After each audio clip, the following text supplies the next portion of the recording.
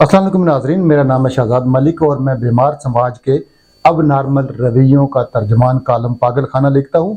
गुज़िश्ता चंद सालों से हम लोग रावलपिंडी रिंग रोड बीट पर रिपोर्टिंग कर रहे हैं। जनूबी रावलपिंडी जो है, इसमें दो अहम प्रोजेक्ट है। पापीन डैम जो कई दहाइयों से वो पेंडिंग चला आ रहा है मनसूबा वाटर रिचार्ज के लिए, और जनूबी पिंडी की इस पठवार के इस इलाके की प्यास बुझाने के लिए बड़ा अहम प्रोजेक्ट है, लेकिन फाइलों में दबा पड़ा है और पिछली कई दहाइयों से इस पर कोई पेशरफ नहीं हुई। इस हवाले से हम आवाज़ उठाते हैं और रावलपिंडी रिंग रोड के बिलखुसूस हमने इसको फोकस किया है।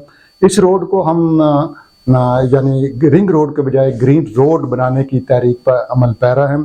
इस रोड को हम ग्रीन रोड देखना चाहते हैं, रावलपिंडी का सबसे अहम और खूबसूरत और ग्रीन रोड, जिसके आसपास कंक्रीट का जंगल ना हो, बुलंद वाला इमारतें ना हों, और यहाँ पे यानी इसके जो जितने भी इसके जो इंटरचेंजेस हैं, वहाँ पे अगर कोई इकोनॉमिक एक्टिविटी होती है तो हो, लेकिन बाकी हम ये चाहते हैं कि ये रोड जो है, ये रश से, धुएं से, पोल्यूशन से और शोर शराबे से एक साफ़ सुथरी रोड हो, पाक साफ रोड हो और ग्रीन रोड हो।